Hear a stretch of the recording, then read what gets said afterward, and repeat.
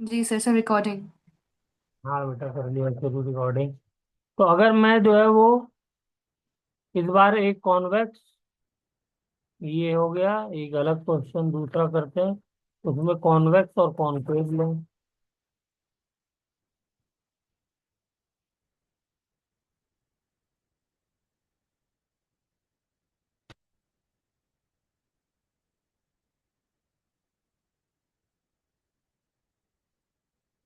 हम्म।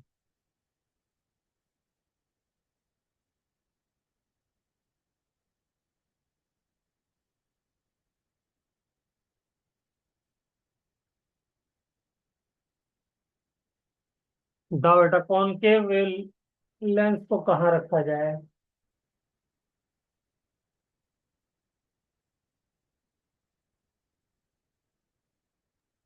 Sir इसकी focus से पहले, जहाँ पे मतलब हाँ, मैच कर। Yes, very good. उसको इस बार यहाँ रखना होगा।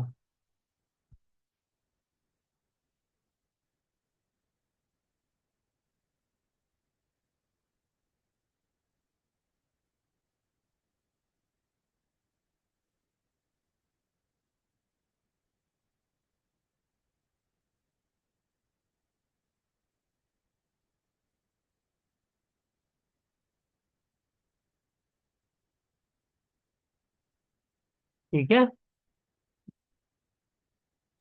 जी सर। हम्म।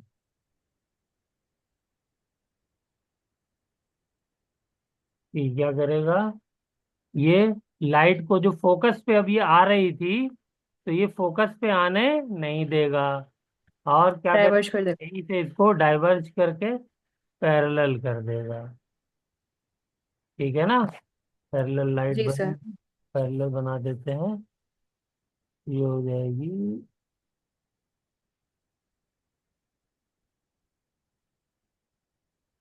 सर ये पैरेलल की बजाय और डाइवर्ज भी तो कर सकता था। हाँ, तो आप आगे पीछे करोगे तो और डाइवर्ज कर देगा। लेकिन हमें तो ओ। पैरेलल करनी है ना। तो इसलिए जी हमें सर ठीक। कैसे रखना होगा, फोकस से पहले रखना होगा। अभी आपको चेक करना होगा। ठीक है। तो इनके जी बीच सर। का, और वो जो है इसके कॉन्वेक्स के फोकल लेंथ में से कॉनकेव की फोकल लेंथ को माइनस करना होगा। यानी इनके बीच का अगर डिस्टेंस इस बार फाइंड करना है, तो डी की वैल्यू कैसे आएगी, F1 - F2। ये F G one sir.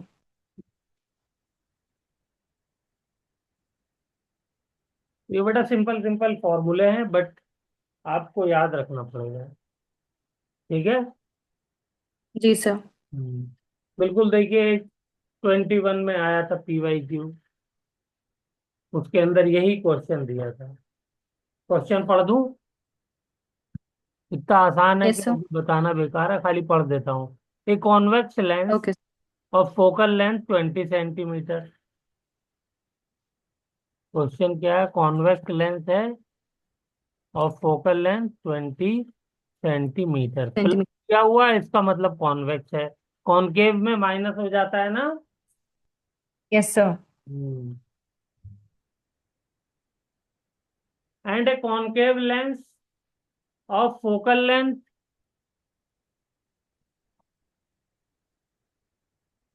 5 centimetre में दिया हुआ है क्वेश्चन में, लेकिन वो हमें पता है कि -5 होगा। ठीक है। जी sir. R cap along the same axis with the distance d between them। ठीक है, यानी दोनों के बीच का डिस्टेंस क्या है, d है। If a parallel ray of light falling on convex lens leaves concave lens as parallel beam।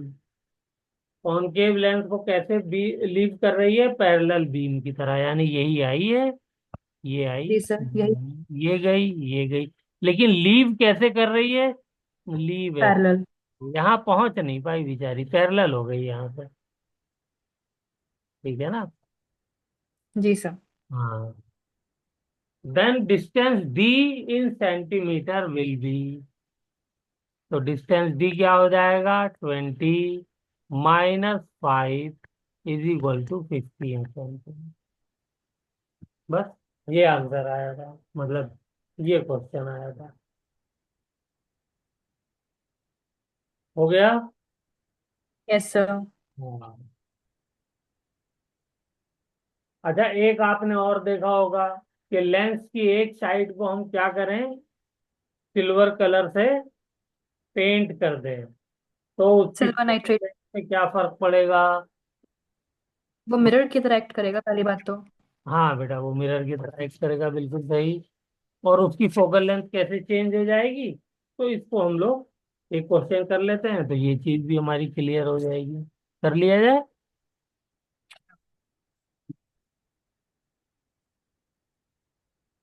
चलिए, तो क्वेश्चन लिख लिए। A plano convex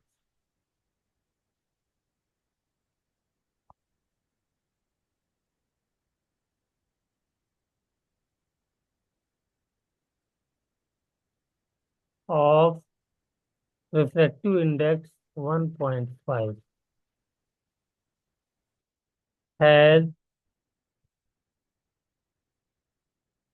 radius of curvature 10 centimeter.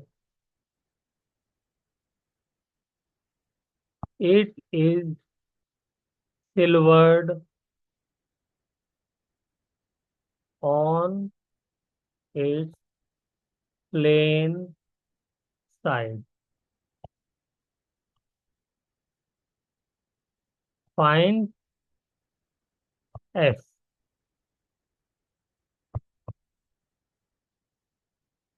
after silvering.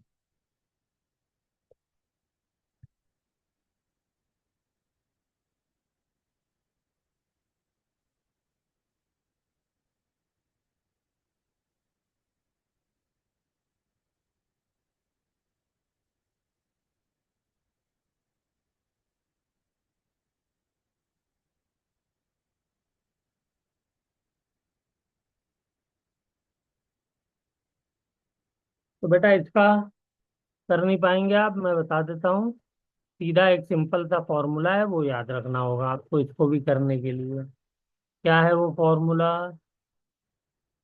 That formula is 1/f equivalent is equal to 1/f mirror side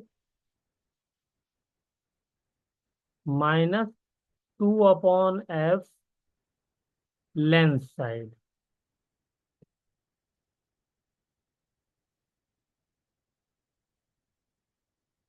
ठीक है। जी sir.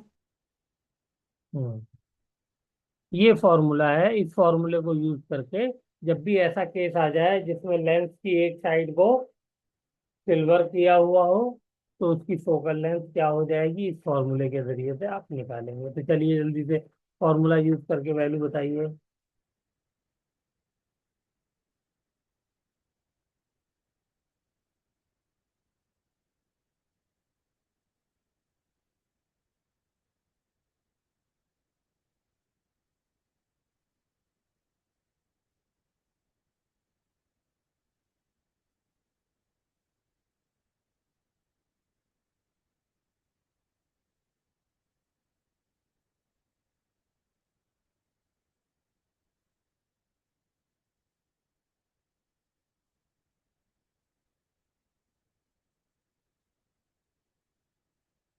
Use किया क्या होगा?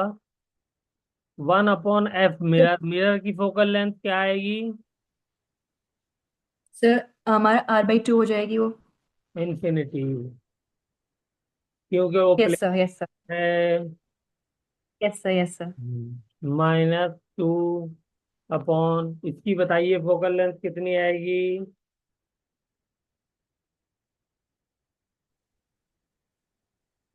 इसका फॉर्मूला मतलब फोकल लेंथ निकाल लेंगे लेंस में का फॉर्मूला से। हाँ वो बेटा, वो R/2 वाला लेंस इसमें नहीं चलता है, लेंस के अंदर वो मिरर में चलता है। जी सर, जी सर। हाँ, यहाँ वही। पे तो रिफ्रैक्टिव इंडेक्स आ जाता है ना। यहाँ पे तो यस सर। मटेरियल के ऊपर डिपेंड करती है भाई फोकल लेंथ। सेम रेडियस का आप जो है वो लेंस बनाइए, लेकिन अगर उसका मटेरियल डिफरेंट होगा तो फोकल लेंथ डिफरेंट हो जाएगी। ये गलती मत करिएगा, ठीक है। तो हमें जी क्या सर। करना होगा, इसीलिए तो लेंस मेकर फॉर्मूला बनाया गया है। तो प्लेनो, कौन सा लेंस है ये? Plano convex. Convex. Plano convex के लिए कौन सा फॉर्मूला यूज होगा, जल्दी चेक करके बताइए। इसीलिए उस दिन लिखवाया था, देखिए सब फॉर्मूले काम आ रहे हैं, फटाफट फटाफट। Sir lens maker formula use होगा इसके लिए तो। हाँ तो कौन सा वाला यूज होगा, चार लिखवाए थे ना।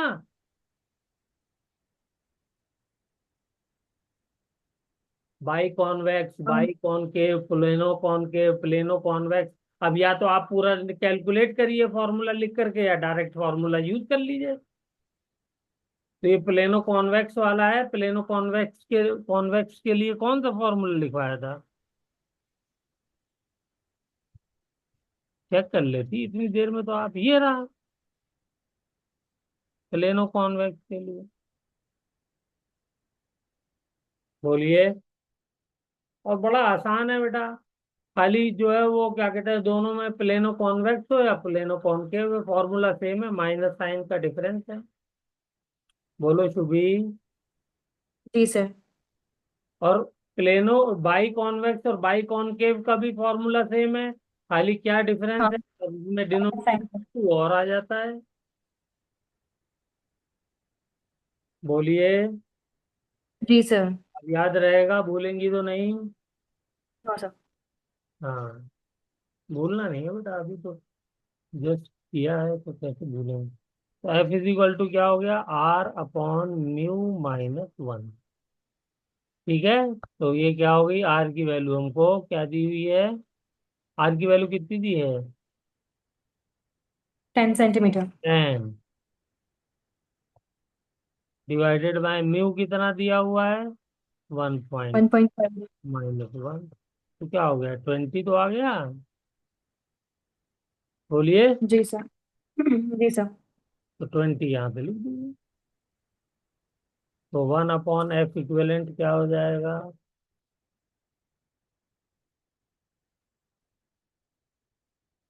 इज इक्वल टू ये वाला तो हो गया 0, क्योंकि इंफिनिटी है। और ये कितना हो गया, -1/10। ठीक है। तो एफ इक्विवेलेंट कितना आ गया, 10 सेंटीमीटर। जी सर। ठीक है, और माइनस साइन। पावर अगर पूछनी होगी तो क्या करेंगे, पावर, ये 1/f इक्विवेलेंट। पावर हो जाएगी 1/-10। पहले इंटू मीटर में कन्वर्ट कर लेंगे तो बाय 100। 0.1 को मीटर में कन्वर्ट करेंगे, 0.1 मीटर, वो 0.1 सेंटीमीटर आया है, तो क्या कहते हैं, 1 अपॉन एफ इक्विवेलेंट। चलो यस पावर सर। निकाल देते हैं।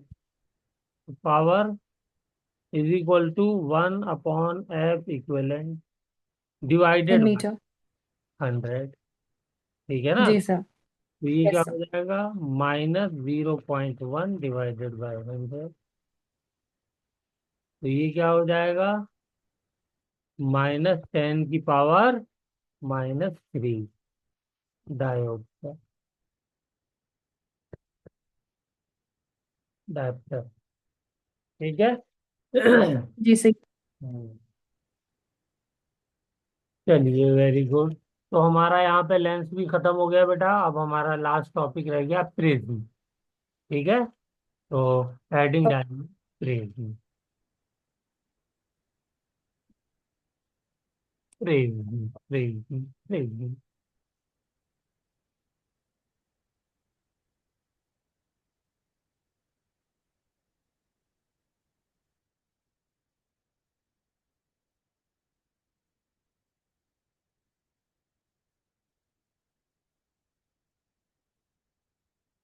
ये प्रिज्म है।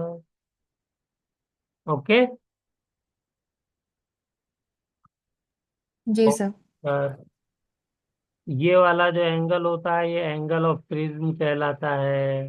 इसको लिखते रहिए। ओके। जी सर। हम्म, यस सर। और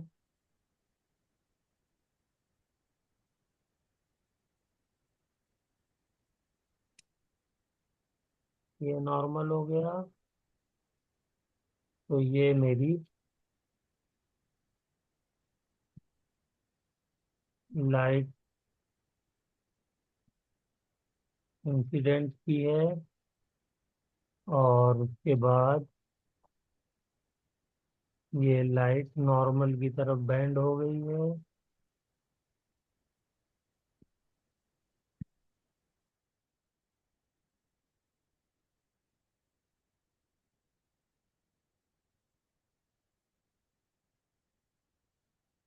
ये एंगल ऑफ इंसिडेंस, ये एंगल ऑफ रिफ्रैक्शन, इसको R1 कहते हैं।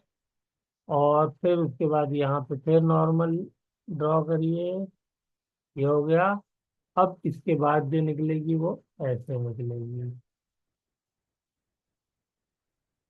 ये एंगल ऑफ इमरजेंस ई, ये सब दोनों के दोनों नॉर्मल हैं।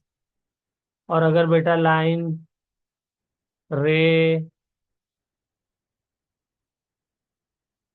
डिफ्लेक्ट ना होती तो कैसे जाती? बोलिए। सीधे जाती। सीधे जाती।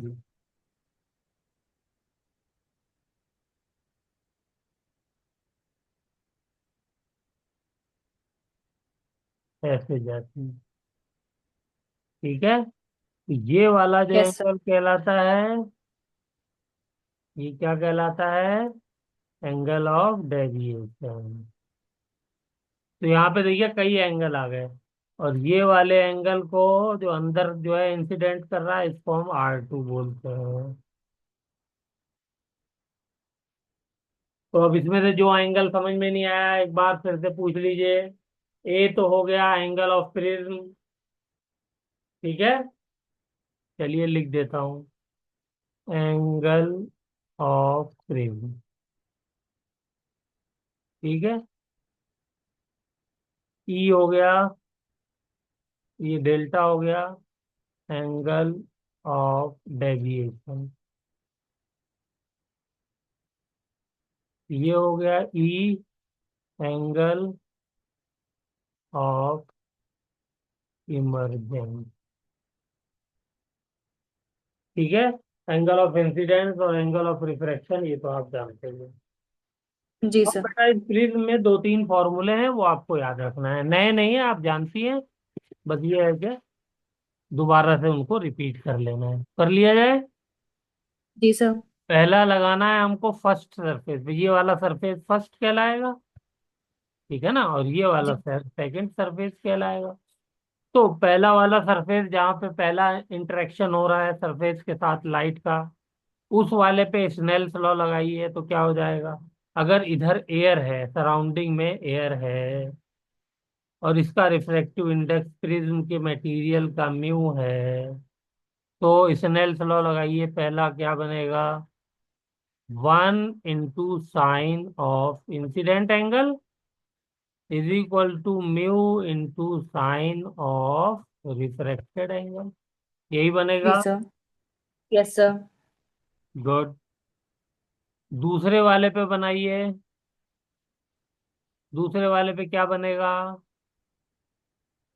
Mu into sine of refracted angle 2। वैसे तो अंदर के लिए वो इंसिडेंस है, लेकिन R2 नाम दिया है, तो R2 मैंने भी लिख दिया है। और is equal to 1 into sine of emergence angle. बोलिए, यही बनेगा। जी सर। अब देखिए, दूसरे वाले इंसिडेंस में क्या हो रहा है? दूसरे वाले में ये हो रहा है कि डेंसर मीडियम से ये। रेडियल में जा रही है, इसीलिए नॉर्मल से अवे बैंड हो गई है ना। Yes sir. Yes sir. Hmm. पहले वाले में टुवर्ड्स द नॉर्मल हुई है, दूसरे वाले में अवे फ्रॉम द नॉर्मल हुई है। तो ये दो फॉर्मूले तो आपको पता ही थे, यस जब सर। मैंने लिखा है। तीसरा फॉर्मूला, थर्ड वन। थर्ड है, जो एंगल ऑफ प्रिज्म है that is equal to R1 + R2। बेटा ये सब चीजें नाइन्थ क्लास में प्रिज्म में करा दी जाती हैं। फॉर्मूला मैं खाली लिखवा रहा हूँ, क्योंकि फॉर्मूले से हमारा काम नीट पे चल जाएगा। ठीक है। तो ए इज ओके इक्वल सर। पूरी की पूरी इसमें जो है वो ज्योमेट्री है। तो आपको अगर दिल करे तो चाहे तो देख लीजिएगा, किसी भी बुक में मिल जाएगा। ठीक है, ए is equal to R1 + R2 होता है। ओके। यस तीसरा, सर। चौथा फॉर्मूला, बस ये लास्ट है। Angle of deviation is equal to angle of incidence plus, एंगल का निशान लगा देता हूँ चलो, plus angle of emergence minus angle of fringe. ये तीन चार रिलेशन है बेसिकली, तो दो नए रिलेशन पढ़े हैं, दो तो आपको पहले से ही पता था। जी सर। ठीक है। Yes sir. चलो, गुड। तो क्वेश्चन मुझे एक करके दिखाइए जल्दी से, अगर समझ में आ गया है। If if I is equal to 45 degree, mu is equal to √2,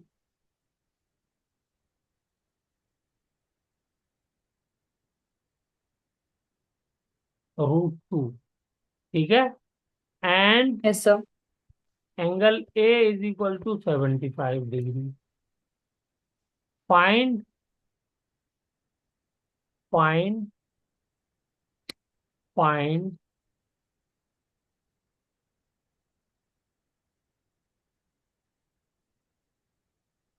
find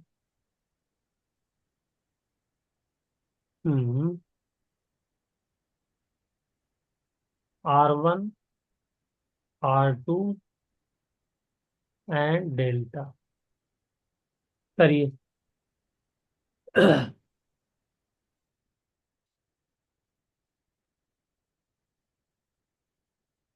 करो बेटा जल्दी से, 2 मिनट का टाइम है आपके पास।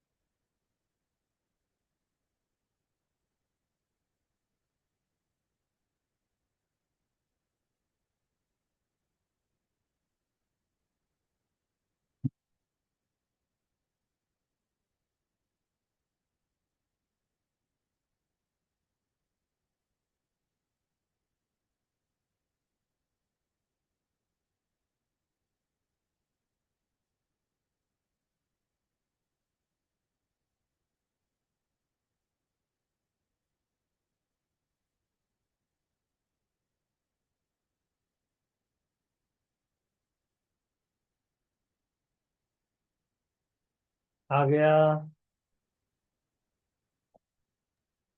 सर R1 R2 आ चुके हैं, बस मैं मतलब इमरजेंट एंगल निकाल, डेविएशन एंगल निकाल रहे हैं अभी। बचा ही क्या है।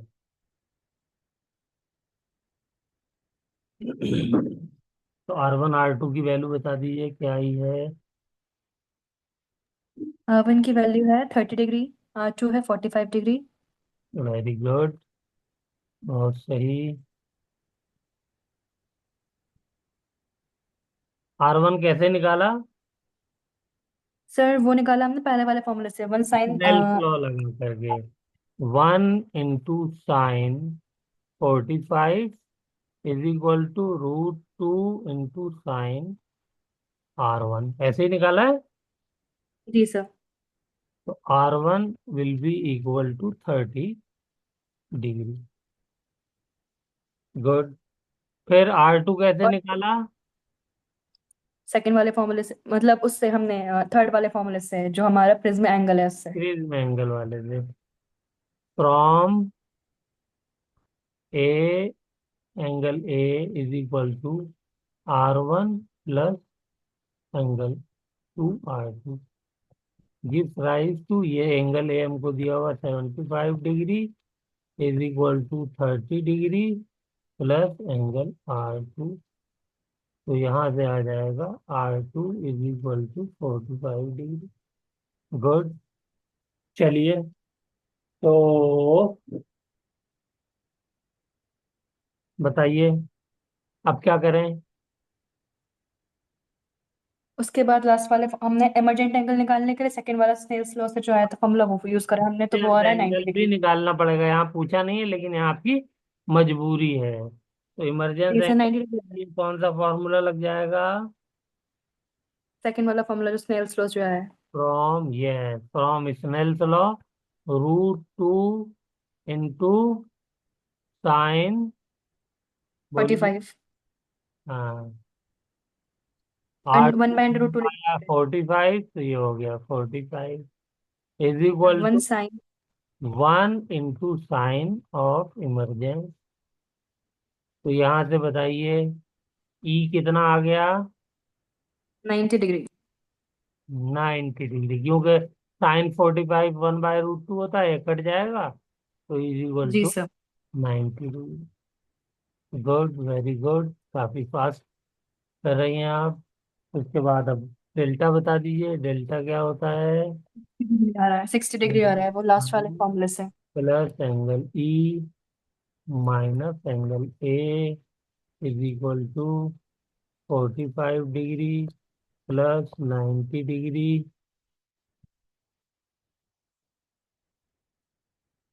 Minus 75 degree is equal to कितना आ गया? 45। 60 डिग्री आ रहा है मेरे आंसर। 60 डिग्री। यस। तो सारे एंगल निकाल दिए हमने फटाफट, तो ये चारों फॉर्मूले याद रहेंगे। जी सर। हम्म। अब इसमें एक छोटी सी चीज और आपको याद रखनी है, क्या? That is, if the prism is in thin prism, नहीं ऐसा पतला दुबला सा प्रिज्म है, ये एंगल ए है उसका। और पतला दुबला किसको मानते हैं? जहां पे एंगल <15 डिग्री हो। ठीक है। जी सर। तो इसमें साइन थीटा को हम लोग जब इतना कम हो जाता है तो इसको हम अप्रोक्सीमेटली क्या मान लेते हैं? थीटा मान लेते हैं ना, फॉर स्मॉल एंगल्स। जी सर। गुड। तो इन दैट केस यही फॉर्मूले जो ऊपर वाले हैं वो क्या बन जाएंगे? फर्स्ट वाला फॉर्मूला बन जाएगा 1 इंटू साइन आई, बोलो बेटा, is equal to mu into sine R1। हो जाएगा नहीं हो जाएगा? पहला फॉर्मूला यही था यस सर। ना। Yes sir. Yes sir. तो साइन आई को मैं क्या लिख दूंगा? Angle I is equal to mu into R1। ये फॉर्मूला बन जाएगा फॉर थिन प्रिज्म। और दूसरा फॉर्मूला क्या बन जाएगा? बोलिए। Angle mu R2 is equal to angle E. ये दूसरा बन जाएगा दूसरे वाले स्नेल लॉ से। ठीक है बेटा। जी सर। हम्म, ओके। तो तीसरा वाला फॉर्मूला क्या बनेगा? कौन सा वाला सेम था? रहेगा। डेल्टा वाला। Delta is equal theta. To क्या था? I plus E minus A. तो इसको मैं कैसे लिख दूंगा? आई की जगह ये वाली वैल्यू रखिए, म्यू इंटू R1। ई की जगह ये वाली रखिए, म्यू इंटू R2 माइनस ए। समझ में आया क्या किया मैंने? जी सर। तो यहाँ पे म्यू को कॉमन ले लिए तो क्या हो गया? R1 प्लस R2 माइनस ए। अब बताइए आगे क्या आएगा? क्या मैं इसको ए इंटू म्यू -1 लिख सकता हूँ? जी सर। कैसे लिख सकता हूँ? क्योंकि R1 + R2 ए ही तो होता है, तो दोनों में ए आ गया। दोनों फैक्टर्स में तो ए को मैंने कॉमन ले लिया, तो अंदर ब्रैकेट ओके सर। म्यू बचा और 1 बचा। ठीक है बेटा। जी सर। हम्म। तो थिन अगर हमारा प्रिज्म हो, यानी उसका एंगल जो है वो 15 डिग्री से छोटा हो, तो फिर फॉर्मूलों को हम ऐसे यूज कर सकते हैं। ठीक है। जी सर। हाँ। और एंगल ऑफ डेविएशन का फॉर्मूला ये हो गया। फिर ठीक है। हमें रेडियन में चेंज करना पड़ेगा ना एंगल से इनको तो। हाँ। चलिए। अदरवाइज सॉल्व नहीं होंगे। अगर मान लीजिए मेरा ए दिया हुआ है 4 डिग्री सेंटीग्रेड, ठीक है, और म्यू दिया है 1.5, तो डेल्टा बताइए क्या हो जाएगा? Angle of deviation. Simple formula लगा दीजिए सर, ये वाला नीचे वाला, 4 × 1.5 - 1, तो क्या आ जाएगा? 2 डिग्री आएगा। बोलिए, आएगा? बोलो बेटा। Yes sir. ये वाला फॉर्मूला यूज किया है ना मैंने? नहीं आएगा सर आंसर। हम्म। चलिए,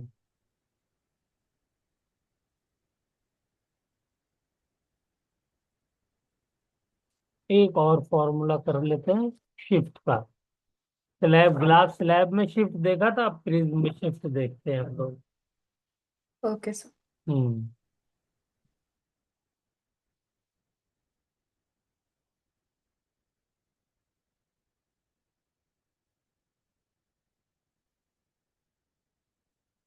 हम्म।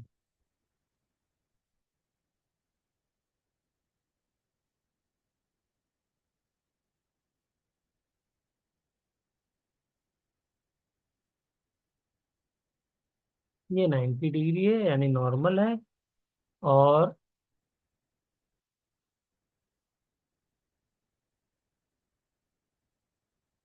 हम्म, ये मेरा इंसिडेंट रे है।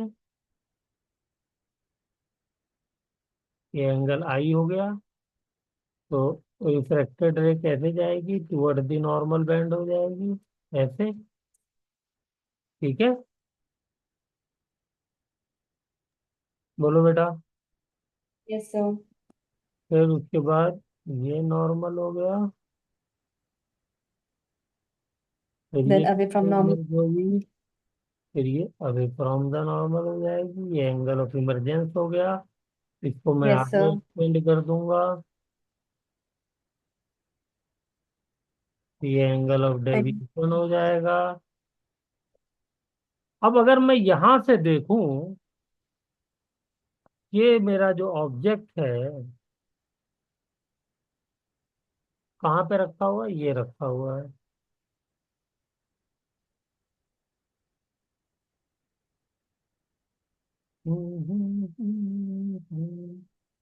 ये ऑब्जेक्ट रखा हुआ है। ठीक है।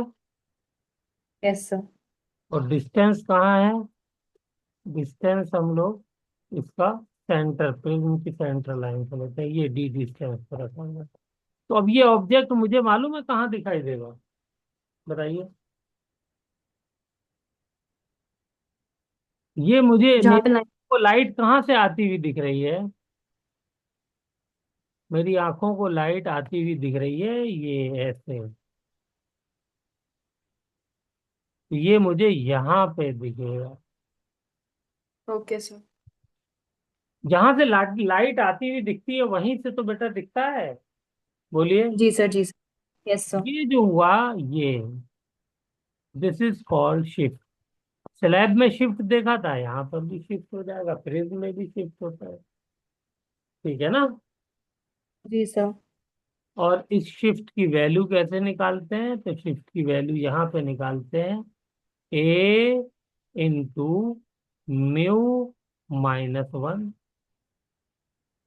ये शिफ्ट एस है, एस, ये डेल्टा वाला नहीं है। ठीक है, तो ये तो सर ओके सर। डेल्टा वाला ही फॉर्मूला हो गया।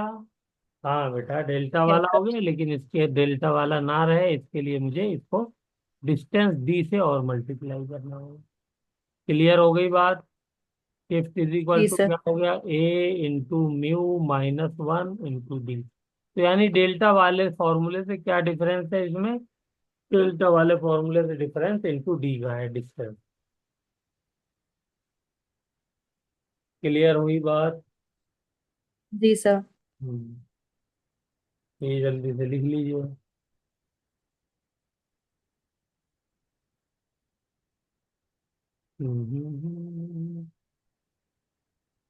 चलिए,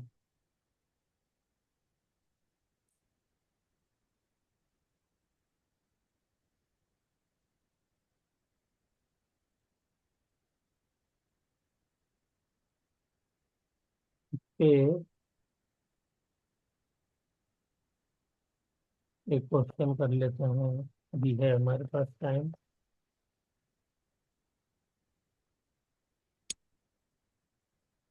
question is, an object is located at a distance 4 metre, यानी D is equal to 4 metre दिया हुआ है, from a thin prism. Prism ये कैसा है? थिन है।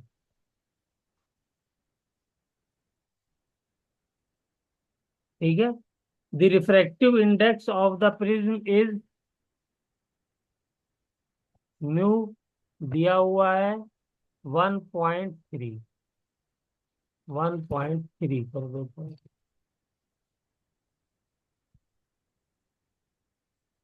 ठीक है, when the जी object sir. is viewed from the opposite side of the thin prism, then the shift produced by the thin prism is recorded as 3 metre. Shift इन्होंने दी हुई है हमको, 3 मीटर रिकॉर्ड हुई है। ठीक है, calculate the yes. Angle of thin prism, यानी ए आपको फाइंड करना है। कर लेंगे? जल्दी से बताइए जी क्या है। सर।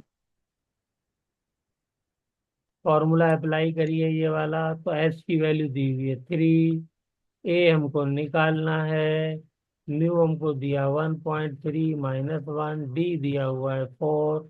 तो यहाँ से ए की वैल्यू कितनी आ जाएगी? 3/1.2। तो ये आ जाएगा 4 या 12, 1/0.4, यानी 2.5 डिग्री। यही आया बेटा? तो पॉइंट में आई थिंक कोई गलती हो रही है मुझसे शायद। कोई गलती नहीं होगी बेटा, 1.3 में से 1 को माइनस करेंगे तो कितना आ जाएगा? 0.3 आएगा। 0.3 को 4 से जी। मल्टीप्लाई करेंगे तो 1.2 आएगा। 1.2 हाँ को जी। उधर ले जाइए तो 3/1.2 हो जाएगा। Three by yes one sir. Point two जो होगा 1/0.4 आएगा। बस, बोलिए। ठीक है सर। बेटा आप ऐसे चेक कर लीजिए ना, ए इज इक्वल टू क्या हो जाएगा, 30/12 कर दिए, पॉइंट हटा सही लिए। सही है। 2.5 सही है। ठीक है ना? तो अब ये यस सर। 3 से डिवाइड कर दिए तो क्या हो जाएगा, 10/4 हो गया। 10/4 जी सर। कितना होगा? 2.5 ही तो होगा, डिग्री। सही है सर, बस हाँ वो देखिए, हल्का। प्रिज्म के लिए कंडीशन जो होनी चाहिए वही सेटिस्फाई हो रही है, नहीं हो रही है? यस सर, 15 डिग्री से कम है। हाँ 15 डिग्री से कम है, दैट्स गुड। तो यहाँ पे बेटा ये भी हमारा टॉपिक खत्म होता है। नेक्स्ट हमारा टॉपिक है, उसके ऊपर काफी अच्छा क्वेश्चन बनते हैं, तो उसको हमें पढ़ना है, डिस्पर्जन क्या है।